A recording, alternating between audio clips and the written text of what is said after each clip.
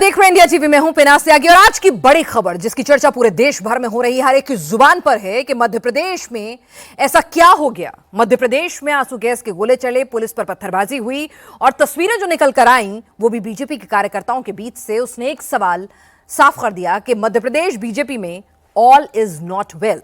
दतिया में धारा 163 लागू है। बीजेपी ऑफिस में 250 कार्यकर्ता नजरबंद है। बीजेपी शासित राज्य में बीजेपी कार्यकर्ता अपनी ही पार्टी के खिलाफ हल्ला बोले हुए हैं, अपने ही दफ्तर पर कब्जा कर रहे हैं। दतिया में दंगल मचा है, हाईवे घंटों जाम रहा है और यह सब कुछ हुआ नरोत्तम मिश्रा का टिकट कटने से। सीनियर लीडर हैं, गृह मंत्री रह चुके हैं। नरोत्तम उस वक्त कहीं दूर नहीं बैठे थे, दतिया में ही थे। उनके समर्थक पत्थरबाजी करते रहे, रात भर हल्ला बोलते रहे, सड़क पर हंगामा होता रहा, पत्थर चल रहे थे। इस्तीफे हुए, बीजेपी दफ्तर पर कब्जा हुआ, लेकिन नरोत्तम को भाई जरा सोच कर देखिए, खबर पहुंचते पहुंचते सुबह हो गई। नरोत्तम का पहला रिएक्शन सुबह आया। नरोत्तम जैसे कद्दावर नेता बेखबर हो, ऐसा नहीं हो सकता। वो भी ऊपर तक, दतिया से दिल्ली तक दरअसल खबर ही पहुंचाना चाहते थे, अपनी ताकत ही दिखाना चाहते थे। अब सवाल यह है कि आगे क्या? नरोत्तम की प्रेशर पॉलिटिक्स क्या उनकी बची हुई राजनीतिक जमीन को भी खत्म कर देगी? नरोत्तम के साथ ऐसा क्यों हुआ? नरोत्तम जो चुनाव की तैयारी में जोर शोर से जुटे थे, उन्हें टिकट काटने की भनक क्यों नहीं लगी? नरोत्तम के टिकट में एमपी बीजेपी के दिग्गजों को क्या क्लियर कट मैसेज दे दिया गया है कि एमपी में मोहन ही सुप्रीम है? आज इसी पर, नरोत्तम के टिकट कटने पर क्या इनसाइड स्टोरी थी, हम चर्चा करेंगे। हमारे साथ विश्लेषक भी मौजूद रहेंगे। जरा तस्वीरें एक एक करके आपको दिखाती हूं और समझने की कोशिश कीजिएगा बीती रात हुआ क्या था। शाम होते होते खबर आती है कि नरोत्तम मिश्रा की जगह किसी और को टिकट मिल रहा है और उसके बाद जरा देखिए कि क्या होता है।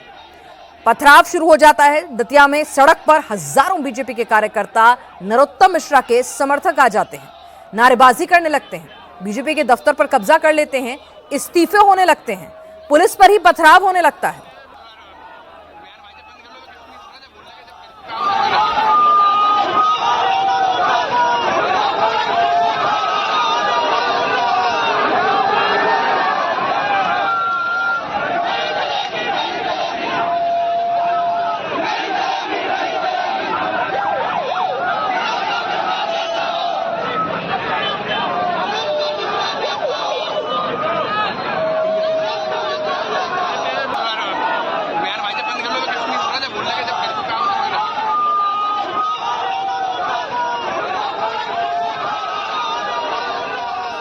तो तस्वीरें आपके सामने है दतिया में, आप जरा देखिए क्या कुछ हो रहा था।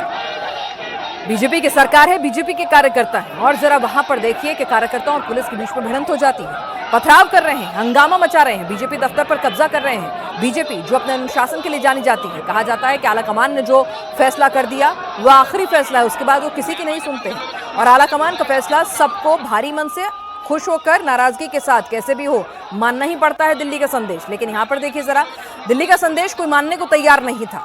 नरोत्तम मिश्रा कद्दावर नेता है, इसमें कोई दो राय नहीं थी। गृह मंत्री रह चुके हैं और शिवराज सरकार में नंबर 2 जाने जाते थे। चुनाव हार गए थे, उसके बाद भी रसूख कम नहीं हुआ था। और देखिए कि बिना पार्टी से परमिशन लिए, बिना पार्टी से गो हेड मिले हुए, वो बाकायदा अपने लिए नामांकन फॉर्म भी लेकर आ गए थे। और साथ ही साथ अगर आप उनके ट्विटर पर जाएंगे, उनके सोशल मीडिया प्लेटफॉर्म्स पर जाएंगे, उनके फेसबुक अकाउंट पर जाएंगे, तो नरोत्तम मिश्रा की पूरी टाइमलाइन बीते 24 घंटे की देख लीजिए। मैं आपसे ये नहीं कह रही 10 दिन, 24 घंटे में जितना अग्रेसिवली अपना प्रचार कर रहे थे, अलग अलग समुदाय के लोगों से मिल रहे थे, बाकायदा रील्स बनाकर डाली जा रही थी बेहतरीन म्यूजिक के साथ और पूरा का पूरा गाजे बाजे के साथ, सम्मान, स्वागत, मुलाकातें, सीधे सीधे इशारा कर रही थी कि भाई टिकट तो मेरे ही हाथों आ रहा है। तो इधर इस पूरे बवाल के बीच नरोत्तम मिश्रा आखिरकार नींद से जागे।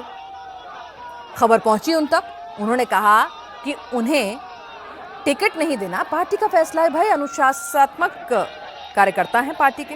नरोत्तम मिश्रा ने अपने समर्थकों से संयम से काम लेने की अपील की। अपील करने में भले ही पूरी रात बीत गई, पूरा हंगामा हो गया, पार्टी दफ्तर पर कब्जा हो गया, एमपी के दतिया में धारा 163 लागू हो गई, साथ ही साथ बीजेपी ऑफिस के अंदर कब्जा कर लिया, 250 कार्यकर्ता नजरबंद हो गए, पुलिस को पथराव के जवाब में लाठीचार्ज और आंसू गैस चलाने पड़े। लेकिन नरोत्तम मिश्रा जो हैं वो सुबह नींद से जागे और उसके बाद उन्होंने बयान दिया, जो रटा रटाया बयान होता है, मुझे तो पता नहीं, फैसला मंजूर है और पार्टी के फोरम पर बात कही जाती है और संयम बरते कार्यकर्ता।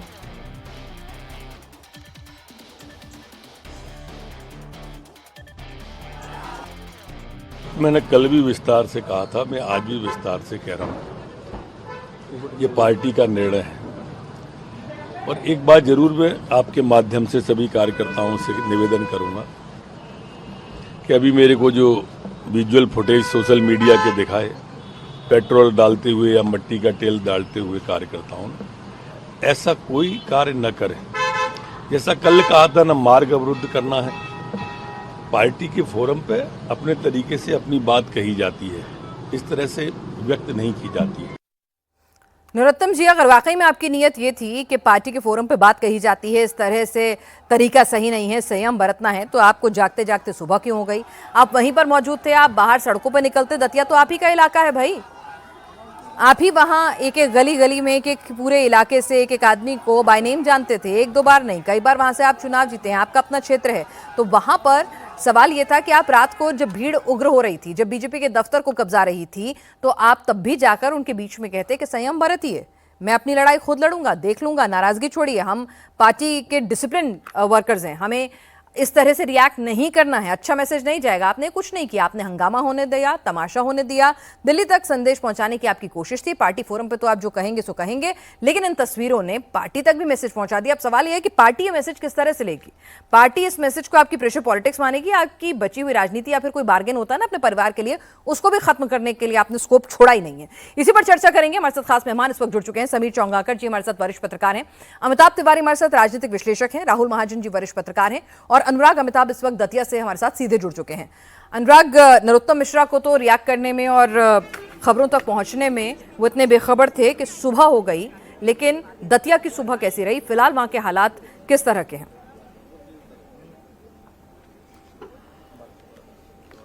दतिया की सुबह अगर राजनीतिक मायने में कहें तो अच्छी नहीं रही। नाराज रहे कार्यकर्ता। सुबह का हमने पथराव भी देखा, फूटी गाड़ियां भी देखी, किस तरीके से आंसू गैस के गोले चले। और इस वक्त इंडिया टीवी की टीम जहां पर खड़ी है और जो दरवाजे अभी खुले हुए हैं ये बंद रहे लगातार 12 घंटे।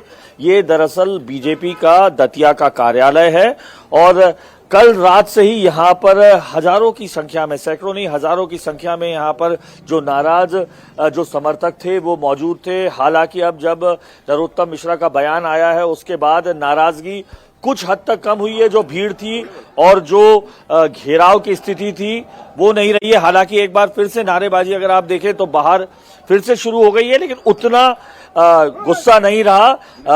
हम एक बार कोशिश भी कर लेते हैं अभी क्या उस स्तर की नाराजगी, क्योंकि अब तो साफ बोल चुके हैं नरोत्तम मिश्रा की पार्टी फोरम पर उचित तरीके से बात करनी चाहिए। मैं सुमित यादव, भारतीय जनता पार्टी किसान मोर्चा का जिला उपाध्यक्ष हूँ।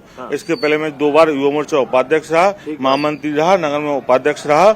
मेरे साथ कल इतने सहानुभूति से नरोत्तम मिश्रा जी के लिए टिकट के लिए हम लोग वापसी के लिए मांग कर रहे थे। पहले आपको टोक के एक सवाल पूछ लेता हूँ, आप सब बीजेपी के हैं? जितने लोग हैं सारे बीजेपी के, और ये बीजेपी कार्यालय है, सब बीजेपी के।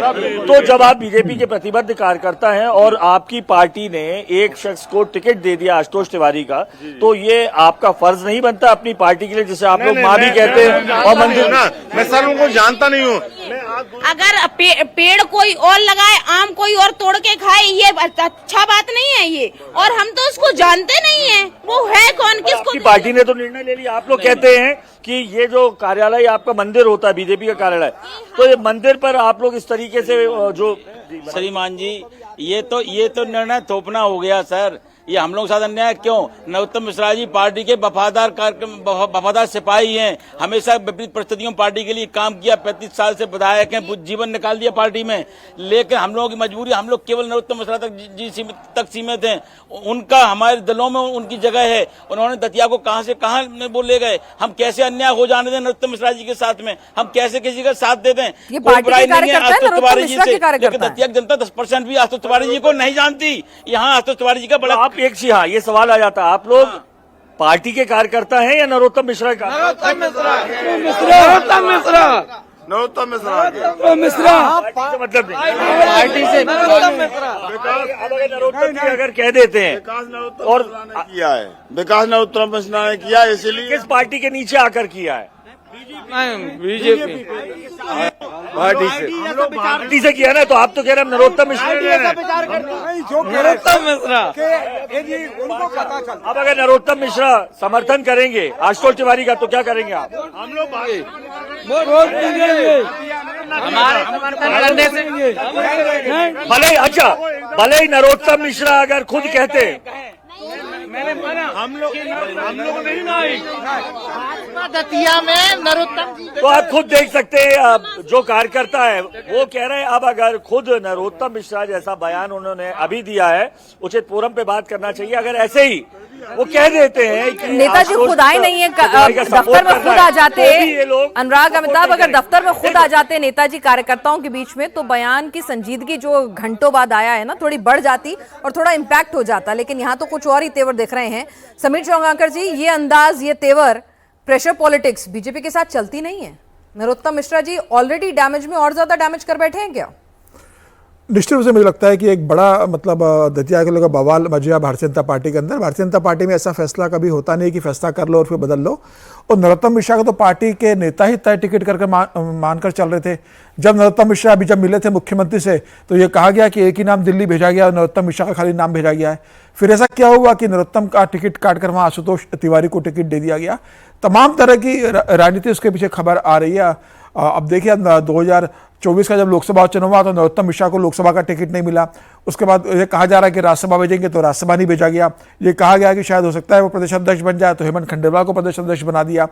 अब ये जब मौका आया तो नरोत्तम मिश्रा को लगा कि भाई मैं दतिया से चुनाव 8000 वोट से हारा था, अब मेरे अलावा कोई दूसरा नेता नहीं, तो पार्टी मुझे ही तय देगी। और यह तय मानकर उन्होंने बिना पार्टी से पूछे फॉर्म ले लिया, प्रचार शुरू कर दिया, पार्टी के नेताओं की बैठक शुरू कर दी। और मुझे लगा कि पार्टी को लगा होगा कि नरोत्तम मिश्रा जब जिस कारणों से चुनाव हारे, वही कारण अभी भी दतिया में जमीनी स्तर पर मौजूद है। और यह बहुत महत्व की लड़ाई है और इसमें नरोत्तम मिश्रा हार जाएंगे तो पार्टी ने वहां पर आशुतोष तिवारी को टिकट दिया। लेकिन मुझे लगता है कि इसके पीछे एक वर्चस्व की लड़ाई भी है प्रदेश के अंदर। अगर आप देखेंगे तो पहले ही मोहन यादव जब मुख्यमंत्री बने, उसके बाद कैलाश विजयवर्गीय वहाँ पर है, प्रहलाद पटेल वहाँ पर ऑलरेडी है, नरेंद्र सिंह तोमर स्पीकर वहाँ पर है, और बाकी देखें तो शिवराज सिंह चौहान, ज्योतिराज सिंधिया बड़े नेता है जो कर रहे हैं, बी.डी. शर्मा बड़े प्रभावशाली नेता है। अगर नरोत्तम मिश्रा को टिकट मिलता और वो चुनाव जीतते तो खाली विधायक तो बनकर रहते नहीं। इतना बड़ा नेता है कि जो शिवराज के बाद नंबर 2 का नेता माना जाता था, गृह मंत्री थे, और ये कहा जाता था कि शिवराज को रिप्लेस करने की स्थिति नरोत्तम मिश्रा की आने वाली है। वैसे नेता को आप खाली विधायक बनाकर रख नहीं सकते, तो उनको फिर आपको मंत्री बनाना पड़ता। तो मंत्री भी कोई सामान्य नहीं बनते, बड़े मंत्री बनाना पड़ता। तो जो मोहन यादव ऑलरेडी कैलाश विजयवर्गीय, प्रहलाद पटेल और नरेंद्र सिंह तोमर और गोपाल भार्गव जैसे नेताओं के इसमें दबाव महसूस कर, उसमें क्या एक और मोर्चा नरोत्तम मिश्रा का प्रदेश में खोला जाता। तो मुझे लग रहा पार्टी को लगा होगा कि बेहतर ये है कि अभी किसी युवा को टिकट दिया जाए, नरोत्तम मिश्रा को बाद में देखेंगे क्या एडजस्ट करना है। लेकिन मुझे लगता है कि अब ये जो पूरा प्रकरण हुआ है दतिया के अंदर नरोत्तम मिश्रा के नेतृत्व में, क्या पार्टी ने नरोत्तम मिश्रा को भरोसे में नहीं लिया? पार्टी नरोत्तम मिश्रा को भरोसे में लेकर कहती है कि आपका टिकट काट रहे हैं, लेकिन हम आपको कहीं एडजस्ट करेंगे, आप अपने कार्यकर्ताओं को संभाल कर रखिए, तो ये इतना बवाल नहीं होता। इतना बवाल बिना नरोत्तम मिश्रा की सहमति से नहीं हो सकता। इसमें नरोत्तम मिश्रा उनके बेटे की पूरी सहभागिता थी। अब सबसे बड़ी चुनौती जो प्रदेश अध्यक्ष खंडेलवाल है, हेमंत खंडेलवाल, उनके प्रदेश अध्यक्ष बनने के बाद पहला उपचुनाव हो रहा है। उनकी बड़ी एक जिम्मेदारी इसके अंदर, मोहन यादव की जिम्मेदारी इस चुनाव को जितवाने के लिए। तो क्या यहाँ पर नरोत्तम मिश्रा पार्टी के कैंडिडेट को जिताने का काम करेंगे? अब जो परिस्थिति बन गई है उसमें अगर भारतीय जनता पार्टी का उम्मीदवार चुनाव हारता है तो इसका ठिकरा नरोत्तम मिश्रा पे फूटना तय है। तो मुझे लग रहा है कि भारतीय जनता पार्टी और दतिया में वहां का सारा चुनाव का जो प्रबंधन था वो हमेशा नरोत्तम मिश्रा देखते रहे। ऐसे में भारतीय जनता पार्टी वहां कैसे करेगी? कार्यकर्ता इतने उग्र, कौन नेता जाकर वहां प्रचार करेगा? क्या आशुतोष तिवारी के लिए वहां माहौल सही है प्रचार करने का? पार्टी के पास समय कम है, काम बहुत ज्यादा है। अब देखना होगा कि नरोत्तम मिश्रा अगला कदम क्या उठाते हैं। क्या वो निर्दलीय चुनाव लड़ते हैं, या वो शांत बैठ जाते हैं, या वो भीतरघात करके पार्टी के उम्मीदवार को हराने का काम करते हैं? ये देखने वाली बात होगी उनकी आगे की रणनीति क्या होगी। क्या पार्टी उन्हें कोई जिम्मेदारी भविष्य में देकर उनको शांत कर लेती है? लेकिन जो भी इस बहाने आया है, मुझे लग रहा है कि ये पहली बार हुआ है कि मध्य प्रदेश की राजनीति में एक बड़े नेता को टिकट ना मिलने पर इस तरीका से हुआ है। और वो तो हमेशा के सबसे करीबी नेताओं में माने जाते थे। मतलब मध्य प्रदेश में कांग्रेस के लिए तो कहा जाता था वहां एक नहीं 6 कांग्रेस हैं, लेकिन मोहन यादव जब मुख्यमंत्री बने और शिवराज जब दिल्ली आए तो उसके बाद कहने लगे थे मोहन यादव जो है उनका कद उस तरह का नहीं है, उनके रास्ते में बहुत सारे रोड़े हैं, जिनमें नरोत्तम मिश्रा का भी एक नाम होता था। यहाँ पर राहुल महाजन जी भी हमारे साथ जुड़े हैं। राहुल जी, दिल्ली ने क्लियर कट मैसेज दे दिया है, मोहन ही सुप्रीम है, आपको एक्नॉलेज करना होगा। और एक और सवाल यह है कि भाई नरोत्तम मिश्रा जैसे बड़े नेता को खबर भी नहीं लगी, वो तो नॉमिनेशन का फॉर्म लेकर आ रहे थे।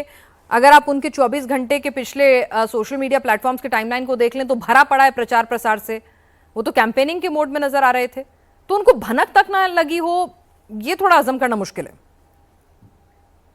देखिए, आज इस जो अभी बीजेपी है उसमें ज्यादातर ये होता है कि पता नहीं होता है कि किसको क्या फैसला किया जाएगा आलाकमान की तरफ से, या फिर बीजेपी जो संगठन है उसमें किस तरह के फैसले होंगे। ये उनका अपना एक फीडबैक सिस्टम है, उसके हिसाब से जो है फैसले लिए जाते हैं और अभी भी लिए जाते हैं। लेकिन एक बात हमें ये भी समझनी पड़ेगी, नरोत्तम मिश्रा जो है 2018 में बहुत कम वोटों से जो है वो राजेंद्र भारती से जीते, और उसके बाद हमें ये भी पता है 2023 के चुनाव में हार गए थे।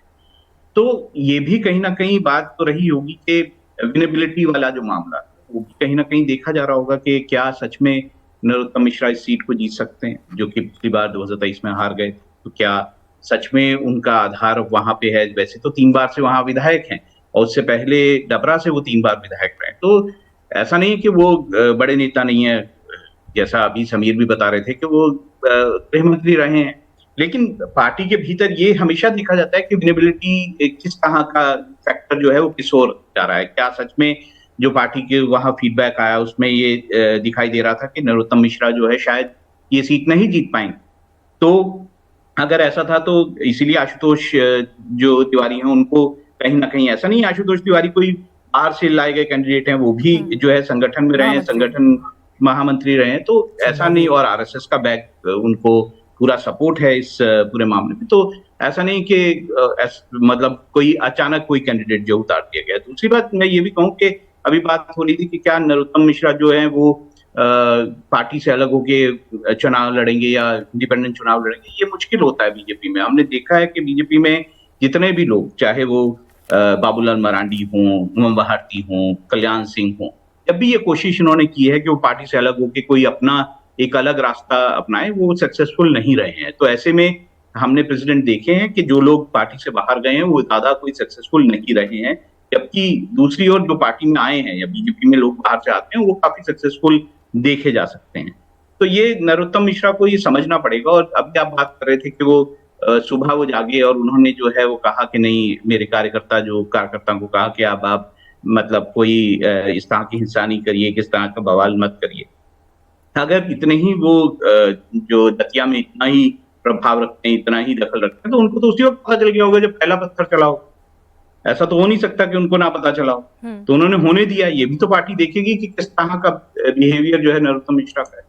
और दूसरा, इंटरनल पॉलिटिक्स की बात जो अभी की जा रही थी, हाँ ये जरूर है कि वहां पर इस वक्त मध्य प्रदेश में जो पार्टी के अंदर जो एक अपनी तरह की पॉलिटिक्स चल रही है उसको जरूर नजरअंदाज नहीं किया जा सकता। और उसमें भी कहीं ना कहीं ऐसा हो सकता है कि नरोत्तम मिश्रा, मैं जानता नहीं हूँ, लेकिन नरोत्तम मिश्रा का किस तरह का रोल रहा हो, क्योंकि नरोत्तम मिश्रा देखिए पार्टी ने उन पर बहुत विश्वास किया था। यहाँ तक कि आपको याद हो कि जो कांग्रेस की सरकार थी उसको गिराने में नरोत्तम मिश्रा का एक बड़ा रोल रहा था। नरोत्तम मिश्रा को यहाँ तक जो है वो जिम्मेदारी दी गई थी कि 2023 के बाद बाकी पार्टियों से, कांग्रेस से और बाकी पार्टियों से लोगों को बीजेपी में शामिल किया जाए। उन्होंने बहुत उस पर मेहनत की थी और बहुत सारे लोग शामिल भी हुए थे। तो ऐसे में दोनों तरफ से ही कुछ ना कुछ बातें हैं जिसको लेके जो है इस तरह का जो बदलाव है वो हुआ है। बिल्कुल, इस बातों को जानने के लिए हम रुक करेंगे। हमारे साथ अनुराग अमिताभ जी लगातार जुड़े हुए हैं, लेकिन अभी अमिताभ तिवारी जी, राजनीतिक विश्लेषक, भी हमारे साथ इस वक्त जुड़ चुके हैं। अमिताभ जी, ये मैसेजिंग आमतौर पे बीजेपी में नहीं होती है। हम टिकट कट जाए तो थोड़ा बहुत कोई छोटे लेवल पे कार्यकर्ता थोड़ा आक्रोश जताते हैं, उसके बाद उस तरह की तस्वीरें नहीं आती हैं जो हमने बीती रात देखी कि अपने ही कार्यकर्ताओं पर लाठी भांजने की नौबत आ गई, आंसू गैस छोड़ने की नौबत आ गई। 250 कार्यकर्ताओं को आपको नजरबंद करना पड़ा, बीजेपी के दफ्तर पर कब्जा हो गया, इस्तीफे हो गए। ये पहले नहीं हुआ बीजेपी में। तो ये किस तरह की मैसेजिंग है पार्टी के भीतर मध्य प्रदेश बीजेपी के लिए? देखिए, मध्य प्रदेश बीजेपी जब से शिवराज सिंह चौहान जी वहां से मुख्यमंत्री का पद छोड़ करके सेंटर में मूव हुए और जब से मोहन यादव जी को वहां चीफ मिनिस्टर बनाया गया है, तब से वहां एक सीनियर मिनिस्टर्स जो हैं जिनके नाम समीर जी ने बताए और मोहन यादव जी के बीच में एक टसल टाइप का चल रहा है। उसके बाद हमने देखा कि इंडियन एक्सप्रेस ने एक खबर छाप दी मोहन यादव जी के एलिजेड लैंड डील्स के बारे में। तब से अटकलें लगाई जा रही हैं दिल्ली के गलियारों में, मध्य प्रदेश में, कि Mohan Yadav ji as a CM replace होंगे, नहीं होंगे, बहुत सारी बातें चल रही हैं। अब इस परिवेश में इन सारी बातों को देखने की जरूरत है। एक है कि नरोत्तम मिश्रा जी वेव में, यानी 2023 के वेव के इलेक्शन में भी चुनाव हारे, 8,000 वोटों से हारे, लेकिन चुनाव हारे थे। 8,000 तो विनेबिलिटी, हाँ 7,700 या ऐसे 8,000 कुछ। तो विनेबिलिटी एक फैक्टर है, जो राहुल महाजन सर भी कह रहे थे। तो क्या नरोत्तम मिश्रा जी ये चुनाव दोबारा जीत सकते थे? क्योंकि एक प्रेस्टीज का भी चुनाव है ये अब, क्योंकि मोहन यादव जी पे जो आरोप लगे हैं उसके बाद ये पहला चुनाव है, खंडेलवाल जी का एज एन अध्यक्ष पहला चुनाव है। तो ये सारी बातें भी देखने की जरूरत है। तीसरी बात है कि ये तो अनप्रेसिडेंटेड है। समीर सर यहाँ पे है, जरूर बीजेपी में टिकट नहीं मिला तो ठीक है, कुछ नाराजगी हो सकती है, कुछ लोग इस्तीफा दे सकते हैं, लेकिन वायलेंस जो है इस तरह का कि सपोर्टर्स सड़क पर आ जाएं और इस तरह से वायलेंस करें, ये तो कभी देखने को मिला नहीं है। और अगर और ये बात भी ठीक है कि नरोत्तम मिश्रा जी के बिना इंफॉर्मेशन के या बिना बैकिंग के ये होना भी मुश्किल है। तो ये कहीं ना कहीं मध्य प्रदेश सरकार जो है उसको लॉ एंड ऑर्डर मेंटेन करने की जरूरत है। ये उसकी छवि पर भी एक बुरा असर दिखाता है कि ऑलरेडी जो एक गवर्नमेंट एक एलिगेशंस या चीफ मिनिस्टर एलिगेशंस झेल रहे हैं, वो अपने ही कैंडिडेट के अपने ही मतलब मुख्यालय पर जो हिंसा हो रही है या जो तोड़फोड़ हो रही है या जो हो रहा है उसको रोकने में असफल रहे हैं। और अब तो लगभग 24 घंटे हो गए हैं। तो अमिताभ अनुराग जी से ये भी समझने की जरूरत है कि अभी की क्या सिचुएशन है। लेकिन अगर नरोत्तम मिश्रा जी ने ये करके अपने पैर पे जरूर कुल्हाड़ी मार ली है, अगर उनको राज्यसभा के लिए या लोकसभा के लिए या किसी और चीज के लिए भाजपा सोच रही होगी या देख रही होगी फ्यूचर में, तो इस टाइप के कोवर्ट रेबेलियन से जरूर जो है वो उनका जो है जी। मुझे लेकिन क्या नरोत्तम मिश्रा जी खुद भी कई बार सवालों के घेरे में रहे हैं बहुत सारे मुद्दों को लेकर। जब वो गृह मंत्री थे, उनकी पूरा ऐसा नहीं, उनका कार्यकाल जो है वो एकदम बिल्कुल क्लीन क्लियर रहा हो। तो ऐसे में क्या वो किसी दूसरी पार्टी में जाना अफोर्ड कर सकते हैं? क्या दिल्ली को इस कदर नाराज करना अफोर्ड कर सकते हैं? आर पार की लड़ाई का जो उन्होंने मूड बनाया है वो किन कारणों से बना लिया है, इन तमाम पहलुओं को भी समझेंगे। समीर जी, मतलब नरोत्तम मिश्रा जैसा शख्स दिल्ली से भी लगातार संपर्क में था, दिल्ली से नेता आते थे बड़े बड़े, उनको माँ पीताम्बरा के दर्शन कराना, उनके साथ फोटो खिंचाना, उनके साथ अपनी नज़दीकियां दिखाना, ये नरोत्तम मिश्रा जी का रसूख वहां पर साफ नजर आता था। आज इस तरह की अदावत, इस तरह की मैसेजिंग वो अगर दिल्ली तक पहुंचा रहे हैं, ऐसा तो नहीं है वो नहीं जानते कि इसकी डैमेज क्या होगी, इसके रिपरकशन क्या होंगे? देखिए, नरोत्तम मिश्रा हमेशा दिल्ली के संपर्क में रहे। वो जब मंत्री थे तब भी दिल्ली आते थे, और जब वो चुनाव हार गए, विधायक नहीं थे, उसके बाद भी उनका हर 2 महीने में दिल्ली का चक्कर लगता था। और तमाम पार्टी के बड़े नेताओं से उनकी मुलाकात होती। फिर BL संतोष संगठन महामंत्री हो, JP नड्डा उस समय अध्यक्ष थे, उनसे वो मुलाकात करते थे। अमित शाह जी से उनकी मुलाकात होती थी। तमाम बड़े नेताओं से वो दिल्ली में मिलते थे, फिर भोपाल जाते थे। जनसंपर्क उनका बहुत अच्छा था, और उनको लगता था कि दतिया में मेरे से बड़ा कोई नेता है नहीं, तो निश्चित रूप से पार्टी मुझे ही टिकट देगी। वो कल्पना नहीं कर सकते थे कि उनका टिकट वहाँ से नहीं मिलेगा। जैसे 2024 के लोकसभा चुनाव में जब 19 में जब टिकट कटा सुमित्रा महाजन का, तो उसकी जगह कैलाश विजयवर्गीय को लग रहा था कि भाई वो कैलाश विजयवर्गीय वहाँ से प्रमुख दावेदार है, लेकिन पार्टी ने शंकर लालवानी को वहाँ से टिकट दिया। कैलाश विजयवर्गीय को बुरा लगा, लेकिन पार्टी का जो डिसीजन था उसको कैलाश विजयवर्गीय ने स्वीकार किया। नरोत्तम ये स्वीकार करने की स्थिति में नहीं थे कि भाई क्या मैं राजनीति में इस स्टेज पर आ गया हूँ कि मेरे ही क्षेत्र में मुझे ही विधानसभा का टिकट नहीं मिलेगा, मतलब मेरा टिकट पार्टी काट सकती है। वो कल्पना से उनके लिए परे था। और शायद मुझे लगता है कि उनके जब कार्यकर्ताओं ने उनसे कहा कि ये गलत है, हम इसका विरोध करेंगे, तो उन्होंने कार्यकर्ताओं को रोकने से कोशिश की। समीर जी, ये बीजेपी को सब जानते हैं, ये नई बीजेपी किस तरह से काम करती है, किस तरह इसकी फंक्शनिंग होती है। आप इसको प्रेशर पॉलिटिक्स में नहीं डाल सकते, और ना ही इस वक्त वो ऐसी स्थिति में है जहां पर वो किसी नेता की प्रेशर पॉलिटिक्स में आए भी। जो पार्टी का मोमेंटम है इस वक्त ऑल अक्रॉस द नेशन। अगर नरोत्तम मिश्रा की आप उम्र देखेंगे तो 66-67 ईयर्स की उम्र के नरोत्तम मिश्रा है। अब बहुत राजनीतिक समय नहीं बचा। आप एक चुनाव हार गए, उसके बाद आपके पास कोई जिम्मेदारी नहीं है। और टेंशन है सर, परिवार का भी तो भला करना होता है। नहीं, तो अब उनको लग रहा है कि अगर मैं विधायक नहीं बना, 2 साल बाद जब चुनाव होंगे 2028 में मध्य प्रदेश विधानसभा के, अगर आशुतोष तिवारी जीतते तो फिर वो चुनाव जीतेंगे, तो मेरी राजनीतिक की स्थिति क्या होगी? पार्टी ने मुझे कोई कमिट नहीं किया है, लोकसभा का चुनाव नहीं लड़वाया, राज्यसभा नहीं भेजा, भविष्य मेरा क्या होगा? और अनिश्चितता के इस माहौल में उन्होंने अपना राजनीतिक पैतरा, अपनी ताकत बताने की कोशिश की है, लेकिन वो भूल गए कि भारतीय जनता पार्टी यहाँ इस तरीके से काम नहीं होता। यहाँ संघ की सहमति लगती है या पार्टी के वरिष्ठ नेताओं की समझ लगती है, प्रदेश के वरिष्ठ नेताओं की सहमति लगती है। अब चूंकि उन्होंने वो लाइन खींच दी है कि उनके लिए पार्टी को समझाना कि जो भी दतिया के अंदर हुआ है, उपद्रव हुआ है, पथराव हुआ है पुलिस के ऊपर, यह उन्होंने नहीं करवाया, उनके कार्यकर्ता ने किया हुआ, वो कैसे डैमेज कंट्रोल करते, ये देखने वाली बात होगी। क्या नरोत्तम मिश्रा निर्दलीय चुनाव लड़ने की तरफ कदम बढ़ाएंगे? अभी उन्होंने ये कहा नहीं कि भाई मैंने कोई फैसला नहीं लिया है, पार्टी जिसे उम्मीदवार बनाएगी उसका समर्थन में करूंगा, ये नहीं कहा। कल नॉमिनेशन का लास्ट डे है मंडे को, तो कल आशुतोष तिवारी आएंगे, तो क्या उसके साथ नॉमिनेशन के लिए नरोत्तम मिश्रा जाएंगे या निर्दलीय चुनाव लड़ेंगे या घर बैठ जाएंगे?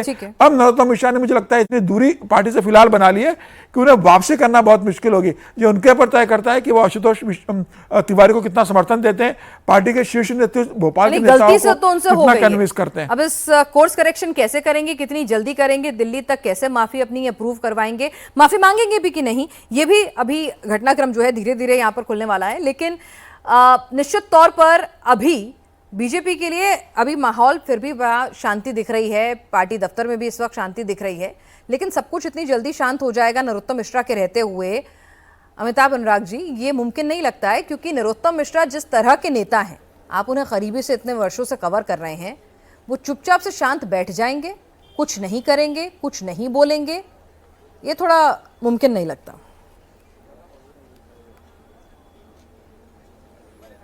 निश्चित तौर पर बिल्कुल आपने सही कहा, अनप्रेसिडेंटेड था नरोत्तम मिश्रा के लिए कि उन्हें टिकट ना मिले।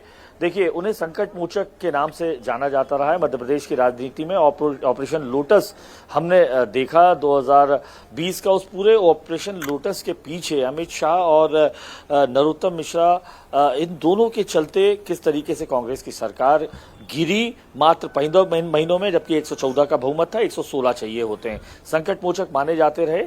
2023 का जब इलेक्शन हारते हैं, पूरी उम्मीद थी उन्हें और उनके समर्थकों को कि 24 का जो लोकसभा इलेक्शन है, अब इसमें हार मिली है चूंकि, तो लोकसभा का टिकट मिलेगा, लेकिन नहीं मिला। समर्थकों को फिर उम्मीद बनी, साथ ही नरोत्तम मिश्रा को भी उम्मीद बनी कि शायद अब राज्यसभा का जो टिकट है वो मिलेगा।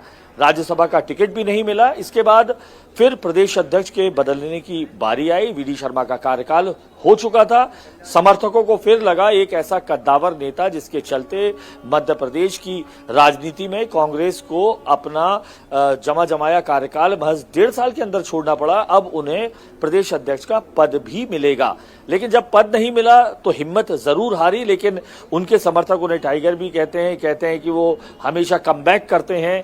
उन्हें उम्मीद थी कि अब शायद ये जो चुनाव है राजेंद्र भारती का, जो उन पर मामला चल रहा था 1998 का सहकारी बैंक के मामले में, उन्हें उम्मीद थी कि अब चूंकि फैसला पक्ष में आया है तो अब पार्टी उन्हें जरूर नवाजेगी। जब निर्णय आया तो उनके लिए भौचक्का रहने वाला था। उन्होंने कल्पना भी नहीं की थी, जिस पार्टी के लिए जो उनके कार्यकर्ता लगातार यहां कह रहे हैं इतना किया, दतिया में माहौल क्रिएट किया, इस पूरे ग्वालियर चंबल में। आपको बताऊं कि स्टार प्रचारक के तौर पर हमेशा बुलाया जाता रहा है। लेकिन दूसरी इतर अगर हम देखें तो जो हाईकमान था उसे मालूम था कि अगर नरोत्तम मिश्रा वापस आते हैं तो एक और पावर सेंटर क्रिएट होता है। आप अगर देखें तो 2024 के इलेक्शंस के बाद तमाम जो मध्य प्रदेश के बड़े क्षत्रप जो केंद्र की राजनीति में थे, चाहे नरेंद्र सिंह तोमर रहे हो, प्रहलाद पटेल रहे हो, राकेश सिंह रहे हो, उन तमाम क्षत्रपों को मध्य प्रदेश वापस भेजा गया था। समीर जी बताएंगे कि राहुल जी या अमिताभ जी, आप लोग चूज कर सकते हैं। सवाल सबके जहन में ये क्या आ रहा है कि भाई एक नेता जो ऑपरेशन लोटस में अमित शाह के साथ मिलकर इतना करीबी से काम कर रहा है, पार्टी के साथ इतने वक्त तक जुड़ा हुआ है, ठीक है, एंटी इनकम्बेंसी कई नेताओं पर होती है, लेकिन वो संकट मोचक आज संकट की घड़ी में कैसे आ गया? कैसे दिल्ली से दूरियां बढ़ती चली गई? क्या हुआ ऐसा कि दिल्ली की कृपा उन पर बरसी नहीं? और चलिए, टिकट नहीं देना था ये विधायक वाला, कुछ और रास्ते हो सकते थे ना, कॉन्फिडेंस में लेके कि भाई ठीक है नरोत्तम जी, आप कद्दावर नेता हैं, बड़े नेता हैं, हम आपके लिए सोच रहे हैं, आपके परिवार के लिए सोच रहे हैं। इतनी दूरी, इतनी तलखी, ये नौबत क्यों आ गई? तो मैं बोल देता हूं अपनी बात। जी राहुल जी।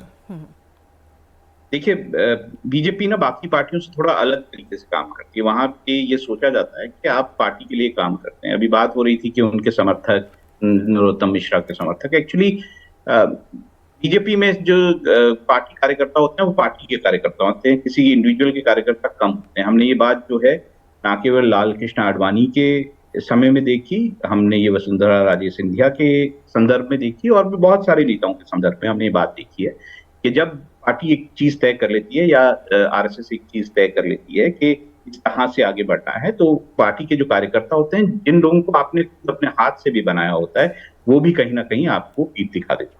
तो ये एक बीजेपी के अंदरूनी एक सिस्टम का हिस्सा है। तो ऐसे में अगर नरोत्तम मिश्रा अलग राह पकड़ना भी चाहेंगे तो मुझे नहीं लगता कि बीजेपी के कोई कार्यकर्ता उनके साथ खड़े हुए उन्हें दिखाई। अब बात आती है कि ऐसा कैसे पीठ मोड़ ली या फिर वो इतने अच्छे उनके संबंध थे केंद्र के नेताओं से, ये कई बार मिथ भी होती है। बहुत सारे अगर आप नरोत्तम मिश्रा के चीजों को या कार्यकाल को अगर आप देखें तो बहुत बार ऐसा हुआ कि नरोत्तम मिश्रा जो है उनके बहुत अच्छे मीडिया से संबंध रहे हैं, उन पे आरोप भी लगे हैं कई बार, वो अपनी इमेज को बढ़ाने के लिए जो है मीडिया का इस्तेमाल करते थे। तो ये भी सीरियस आरोप उन पे कई बार लगे थे। और दूसरा ये भी था कि नरोत्तम मिश्रा हमेशा जब दिल्ली आते थे तो वो बढ़ चढ़ के मीडिया को इस बारे में बताते थे मैंने क्या किया, और उस तरह से कई सारी खबरें भी उनके समर्थन में छपती थी। नरोत्तम मिश्रा जो हैं उनके अभी भी बात हो रही थी बीच में कि उनका कार्यकाल ऐसा नहीं है कि कंट्रोवर्सी से कम मतलब अलग रहा है, उनके मंत्री रहे थे, उन पे काफी आरोप भी लगे भ्रष्टाचार के। तो ऐसे में देखिए काफी कुछ पार्टी ने उन्हें दिया है, ऐसा नहीं है कि उनको पार्टी ने दिया नहीं है। और पार्टी एक्सपेक्ट करती है, बीजेपी हमेशा अपने कार्यकर्ताओं से, अपने नेताओं से एक्सपेक्ट करती है कि वो कार्य करें, और जब समय आएगा तो उनको जो है उनको लगेगा कि ये व्यक्ति जो है इन्हें कुछ दिया जाना चाहिए, कोई जो है कार्य दिया जाना चाहिए, कोई इसी तरह का पद दिया जाना चाहिए, तो वो दिया जाता है। और जिन भी लोगों ने पार्टी में जो है वो पेशेंस से काम किया है, उनको हमेशा पार्टी ने जो है सराहा भी है और पद भी दिए। जी अनुराग अमिताभ जी, वहां ग्राउंड पर क्या सुगबुगाहट है, किस तरह के अंदर खाने की खबरें आ रही हैं कि भाई आखिर ये दूरी जो है वो कैसे बनी, नौबत यहाँ तक क्यों आई? क्या नरोत्तम मिश्रा का ओवर कॉन्फिडेंस, जो उनका एटीट्यूड रहता था कि वही सर्वे सर्वा हैं, अपने साथ के साथी को पद मिलने के बावजूद भी उस तरह का, जिसे कहते हैं ना कि एक्नॉलेजमेंट कि हाँ ठीक है आप ही हैं, आप ही की सरकार है, तो वो एटीट्यूड आप देखिए, नामांकन फॉर्म पहले ही लिया है बिना अनाउंसमेंट हुए, कैंपेनिंग भी शुरू कर दी, तो ओवर कॉन्फिडेंस और एटीट्यूड भारी पड़ गया या कुछ और वजह रही? क्या कह रहे हैं आपके सूत्र? देखिए, मैं आपको सबसे पहला कारण तो ये बता दूं कि जब मोहन यादव को एज ए सीएम चुना गया था, उनके सामने बड़े बड़े वो शत्रप थे जिनका नाम मध्य प्रदेश और राष्ट्रीय परिदृश्य में था। कैलाश विजयवर्गीय, प्रहलाद पटेल भी थे, नरेंद्र सिंह तोमर थे, राकेश सिंह थे। इन सबको मध्य प्रदेश भेजा गया और इनके अंडर में वो कैबिनेट के मंत्री बने। विद्रोह की शुरुआत जो है सुगबुगाहट दिखाई देने लगी। हमने देखा कैलाश विजयवर्गीय की नाराजगी दिखाई देने लगी, प्रहलाद पटेल की नाराजगी दिखाई देने लगी, तमाम शत्रपों की नाराजगी समझ में आ रही थी। ऊपर से चुने हुए मोहन यादव थे। ऐसे में अगर नरोत्तम मिश्रा, जिनके बारे में कहा जाता है कि वो खुद आगे से फ्रंट में लीड करते हैं, सेकंड इन कमांड रहते हैं, शिवराज सिंह चौहान ने भी उन्हें अपना नंबर 2 बनाया था, गृह मंत्रालय जैसा पद दिया था। ऐसे में जो हाईकमान है उसके सामने एक बड़ा सवाल भी था, क्या मोहन यादव, जिन्हें उन्होंने खुद ऊपर से चुना है, उनके सामने कैलाश विजयवर्गीय समेत तमाम जो दिग्गज हैं कहीं ना कहीं ट्रबल मेकर साबित हो रहे थे। ऐसे में एक पावर सेंटर, एक नया पावर सेंटर, वो भी नरोत्तम मिश्रा जैसे को अगर लाया जाता है तो कहीं ना कहीं दिक्कत हो, नंबर 1। नंबर 2, जो इंटरनल रिपोर्ट्स आ रही थी दतिया से, वो ये कहा जा रहा है और इंटेलिजेंस की, वो कहीं ना कहीं सही नहीं थी, जिसके कारण दिल्ली ने ये निर्णय लिया, चाहे उनके पुत्र का मामला हो जो लगातार दिल्ली से लेकर यहां तक चला हो, या खुद नरोत्तम मिश्रा का मामला हो। तीसरा, जैसे हमारे विद्वान राजनीतिक विश्लेषक बता रहे थे कि अगर उनकी बैक हिस्ट्री देखें तो चुनाव में जो जीत का अंतर रहा है वो 3,500 या 4,000 रहा है। इसके बगल की जो सीट रही है डबरा, वो उनकी सीट रही है, वहां पर लड़ते थे, लेकिन चूंकि अब वो सुरक्षित सीट है इसलिए वहां से यहां पर आए थे, जो अमूमन कांग्रेस की मानी जाती रही है। लगातार यहां पर जीत का उन्होंने परचम लहराया, 5 बार करीबन यहां रहे। ऐसे में नामांकन उन्होंने इसलिए भरा, उन्हें लग रहा था चूंकि 2.5 साल में राजेंद्र भारती का कार्यकाल खत्म हो रहा है, दिल्ली हाईकोर्ट से पक्ष में निर्णय आया है, चूंकि उन्हें लोकसभा नहीं मिला, चूंकि राज्यसभा नहीं मिला, चूंकि प्रदेश अध्यक्ष नहीं बनाए गए, तो इस बार शायद जो उनके प्रति जो सहानुभूति का जो वोट है वो शायद आएगा, इसलिए उन्होंने बकायदा प्रचार शुरू कर दिया। आपको मैं बताऊं, जो आपने एटीट्यूड की बात कही है, उसी एटीट्यूड के चलते उन्होंने सार्वजनिक रूप से माफी मांगी, मंच से कहा कि अगर गलतियां हुई हैं तो वो सुधार रहे हैं। उन्होंने अपने आप को चेंज करने की कोशिश भी की, जगह जगह जाकर जाना भी शुरू कर दिया, तमाम जगह पर लोगों से जो गलतियां थी उसको सुधारने की कोशिश भी करने लगे। यही वजह है कि उन्होंने नामांकन पत्र भी भर लिया कि पार्टी उनके मुताबिक उन्होंने जो अब तक काम किया है, 18 की सरकार जो 19 में कांग्रेस की 20 की सरकार थी उसे वापस लाएं। लेकिन फिर वही बात जो हमारे राजनीतिक विश्लेषक भी बताते आ रहे हैं तमाम, उमा भारती ने भी यही सोचा था, उमा भारती ने भी यही सोच के सार्वजनिक, जैसा हमने यहाँ पर देखा कि कांग्रेस बीजेपी के कार्यालय से निकलकर बाहर आए, वो निकली नहीं थी बाहर, लेकिन उन्होंने भरे मंच से उमा भारती ने जिस तरीके का बिहेवियर किया था, उनका राजनीतिक करियर खराब हुआ। लाल कृष्ण आडवाणी उम्र के एक पड़ाव पे एक पत्र लिखकर मोदी जी के खिलाफ जो दिया, हालांकि उस तरीके का क्रिएट मतलब माहौल नहीं अब हुआ, लेकिन यही सवाल है ना अनुराग जी, के बावजूद उसके अगर नरेंद्र, हाँ मतलब लेकिन जो हुआ, जिस तरह से सड़कों पर हुआ, आपको धारा 163 लागू करनी पड़ गई, बाजार बंद करवा दी, जो कुछ हुआ बीती रात वो कहीं ना कहीं बीजेपी में देखने को नहीं मिलता है। और यही बहुत सारे सवाल हैं। समीर जी अब आगे क्या, मतलब नरोत्तम मिश्रा जी ने अपने लिए खाई खोद ली है, मतलब कुछ बचा है उनके लिए? देखिए, नरोत्तम मिश्रा जब चुनाव हारे थे तो उन्होंने कहा था कि भाई मेरा पानी उतरते देख, मेरे किनारे घर मत बना लेना, मैं समुद्र हूँ, लौट कर जरूर आऊंगा। और जब हारे थे तो उनके जो उम्मीदवार जीते थे राजेंद्र भारती कांग्रेस से, तो उनके जीत से ज्यादा नरोत्तम मिश्रा के हार के चर्चे थे। और आज भी जिनको टिकट मिला, उनको टिकट मिलने से नरोत्तम मिश्रा का टिकट कटने के चर्चे ज्यादा है, तो निश्चित रूप से वो चर्चा में रहा। लेकिन अब नरोत्तम मिश्रा के लिए एक बड़ी संकट का समय है कि वो राजनीति में कैसे वापसी करेंगे।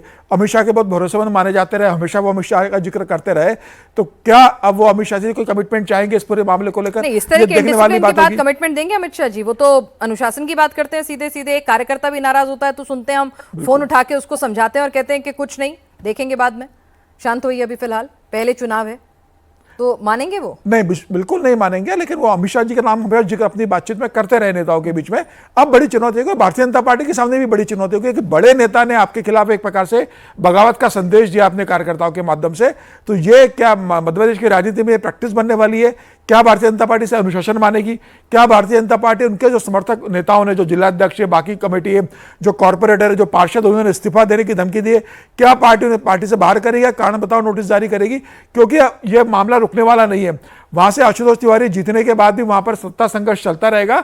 पार्टी से कैसे देखते हो? पार्टी को लगता था कि भाई वहां पर आपको आशुतोष तिवारी या किसी और को देना है, अब नरोत्तम मिश्रा को प्रदेश की राजनीति में रखना नहीं है, तो अब नरोत्तम मिश्रा को पहले सेंटर की राजनीति में लेकर आ जाते। आपने अभी तक उनको कोई पद नहीं दिया, आप उन्हें विधानसभा का टिकट नहीं दे रहे हो, आप उन्हें भविष्य की राजनीति को लेकर कमिट नहीं कर रहे हो, कोई भरोसा नहीं दे रहे हो कि मैं आपका टिकट काट बिल्कुल, और आप उनको भरोसे में दे रहे हो। दिल्ली में लाकर बुलाते, समझाते कि अब भविष्य में आपको देखेंगे, आपको पार्टी का प्रचार करना, वो मान जाते। तो मुझे लग रहा है कि जो अविश्वास उत्पन्न हुआ है, जो कम्युनिकेशन गैप रहा, उसका असर रहा है। अब बड़े नेताओं ने, मुझे लगता है खबर जो आ रही है कि बड़े नेताओं ने नरोत्तम मिश्रा से बात की है, क्या बात हुई ये आने वाले समय में पता पड़ेगा। फिलहाल मुझे लगता है कि नरोत्तम मिश्रा ने अपने कदम पीछे खींच लिए हैं। पीछे खींच तो लिए, लेकिन इतने बवाल के बाद जो कदम पीछे खींचे हैं, जो जिस तरह से पार्टी को का जो इंडिसिप्लिन है जो सामने आया, बगावत सामने आई, सड़कों पर बीजेपी के कार्यकर्ता, बीजेपी शासित राज्यों में जिस तरह से वहां पर पुलिस और उनके बीच में संघर्ष हो रहा है, बीजेपी का दफ्तर कब्जा रहे हैं, बीजेपी के कार्यकर्ता, जिलाध्यक्ष जो है इस्तीफा दे रहे हैं, ये सब कुछ जो हुआ है, इसकी डैमेज जो है, जाहिर सी बात है विपक्ष को मौका मिलेगा, वो इसमें पूरा राजनीति करेगी, मजे भी लेगी। तो बीजेपी के इतनी आसानी से नरोत्तम मिश्रा को माफ कर देगी? क्या उनका राजनीतिक भविष्य अभी कुछ बचा है या यहीं से अब उनका रिटायरमेंट तय है? इन तमाम पहलुओं पर भी चर्चा करेंगे अमिताभ तिवारी जी। लेकिन मोहन यादव के लिए तो बड़ा संदेश है यहाँ पर, और उनके जो बाकी छत्र जिनका नाम अभी सर ले रहे थे कि जिसमें तमाम हो, गोपाल भार्गव हो, चाहे प्रहलाद पटेल हो, हेमंत खंडेलवाल हो, है ना, सब हो, मतलब कैलाश विजयवर्गीय हो।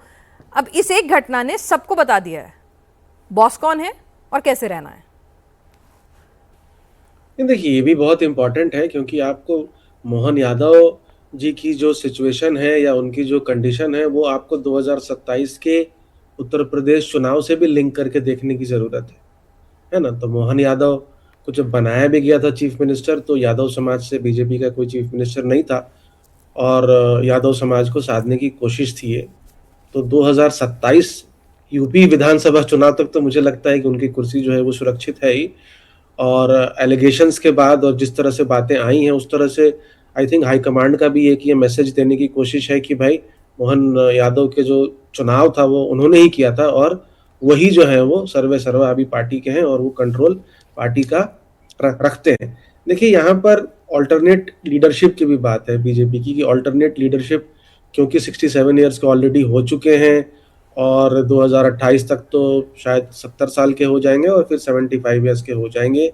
और बीजेपी में ये डायनास्टिक पॉलिटिक्स तो ज़्यादा चलती नहीं है कि वो अपने बेटे को आगे कर दे। अभी तक तो शिवराज के बेटे को बुतनी से टिकट नहीं दिया गया, उनका क्लेम ज़्यादा बड़ा है। तो अब 7-8 साल की जो एक ऑल्टरनेटिव लीडरशिप है आशुतोष तिवारी जी, और आशुतोष तिवारी जी की भी बात मतलब ज़्यादा हल्के में नहीं करनी चाहिए, क्योंकि मैं तो 2020 के उपचुनाव में था। 2020 का जो बाई इलेक्शंस था 29 सीटों का, उसमें आशुतोष तिवारी जी आरएसएस में उस वक्त मतलब आरएसएस की तरफ से देख रहे थे उस चुनाव को, पूरे ग्वालियर संभाग का। तो आशुतोष तिवारी जी का भी वहाँ पूरे ग्वालियर संभाग में ठीक ठाक आरएसएस में अच्छा समर्थन, अच्छा कंट्रोल है। और अब देखना होगा कि अब ये सारे इंसिडेंट्स के बाद अब अगर साबोटाज होता है और वो बीजेपी के चुनाव के रिजल्ट्स पे इसका इम्पैक्ट ना हो जाए, क्योंकि अब तो है कि बीजेपी को सब मिलजुल करके ये सीट किसी तरह से निकालनी है, क्योंकि अगर ये सीट नहीं निकलती है तो फिर जो है इसका जो मैसेज है और भी जो है वो गलत चला जाएगा। ठीक है, मैसेजिंग दुरुस्त करनी है, डिसिप्लिन जो है वो बिल्कुल मेंटेन करना है।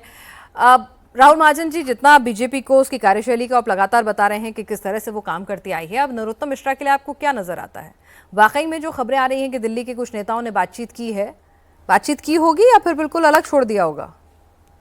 नहीं, देखिए, संवाद बीजेपी में हमेशा रहता है। ऐसा नहीं है कि संवाद नहीं करते हैं या फिर बातचीत नहीं करते हैं। पर ये अगर नरोत्तम मिश्रा ये सोचेंगे कि अच्छा अब इसके जरिए वो कोई बार्गेनिंग कर लेंगे, तो मुझे नहीं लगता कि इस तरह से बीजेपी जो है अलाउ करेगी कि अब वो कोई ऐसा करें कि वो अमित शाह जी से कोई जो है वो मांग लें कोई चीज, और अमित शाह जी से मांग कर इस सारे माहौल में जो है वो कोई फायदा उठा लें। मुझे नहीं लगता कि ऐसा कहीं होने जा रहा है। और दूसरी बात जो अमिताभ जी अभी कह रहे थे कि बीजेपी में एक दौर है कि नई लीडरशिप को उभारने, तो वो दौर में भी हमें देखना चाहिए कि नए लोग, नए ऐसे चेहरे जो कि सच में बीजेपी को चुनाव जिता सकते हैं या फिर किसी सीट में चुनाव जीत सकते हैं, उनको उभारने की कोशिश है। और दूसरा ये भी बात बिल्कुल सही है कि मोहन यादव के लिए भी अब प्रतिष्ठा का सवाल हो जाएगा कि अगर ये दतिया की सीट जो है वो उन्होंने आशुतोष तिवारी को दी है, तो उस तरह से क्या सच में वो बीजेपी जो है इस सीट को हारने देगी, और क्या सच में नरोत्तम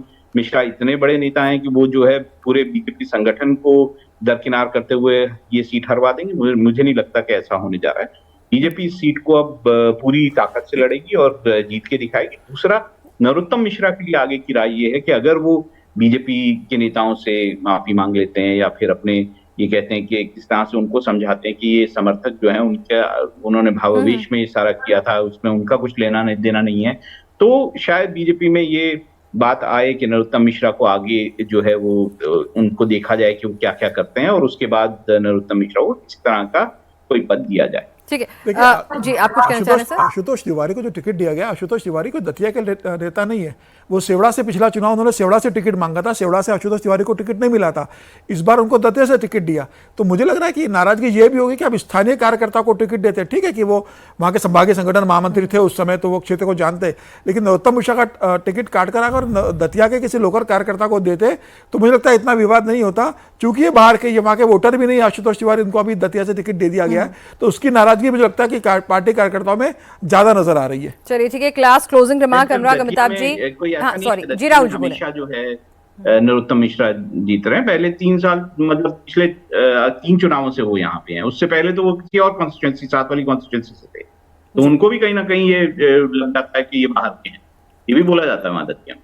ठीक है, अनुराग अमिताभ जी, माफी मांगी गई है, माफी मिलेगी, अब आगे क्या क्या खबर आ रही है पार्टी की तरफ से? देखिए, ये बात जरूर है, आला कमान लगातार संपर्क में है। यही वजह है कि नरोत्तम मिश्र कल रात से लेकर अब तक नहीं बोले थे, उसके बाद एकदम से ग्वालियर से भोपाल की ओर निकले हैं, यानी वहां से दिल्ली की ओर मूव अगर जरूरत पड़ती है कॉल करके होता है, जाना पड़ सकता है, या जो प्रदेश का हाईकमान है वो उनसे चर्चा करेगा। एक बात तो ये हो जाती है। दूसरी बात कि आशुतोष तिवारी के लिए ये जो चुनाव है ये आसान होगा कि नहीं, कि एक लास्ट रिमार्क्स में तमाम यहाँ पर जो लोग खड़े हैं उनसे ले लेता हूं, क्योंकि यहाँ की राजनीति कुछ अलग किस्म की है। लोग कह रहे हैं मैंने सवाल भी किया था कि अगर नरोत्तम मिश्र कह देते हैं कि आशुतोष तिवारी को भी वोट देना है तो क्या यहाँ की जो जनता है वो वोट देगी? बिल्कुल अनुराग जी, चलिए ठीक है, मैं बात करता हूँ। आप अनुराग बीजेपी जी, के कार्यकर्ता हैं, वक्त की अभी मेरे पास कमी है, उन्होंने कोरस में ना बोल दिया है तो ठीक है। अभी भावनाएं जो हैं इस वक्त तूफान पर हैं। नरोत्तम मिश्रा जी ने संयम बरतने की बात तो कर दी है, लेकिन अब वो कुछ ही कार्यकर्ता हैं, बाकी सब घर के अंदर चले गए, बाकी सब समझ गए हैं। देखना दिलचस्प रहेगा। आप लगातार इस बड़ी खबर पर बने रहिए। समीर जी आपका, राहुल जी आपका, अमिताभ तिवारी जी आपका बहुत बहुत शुक्रिया इस चर्चा में शामिल होने के लिए। लगातार इस बड़ी खबर पर हम अपडेट आप तक पहुंचाते रहेंगे।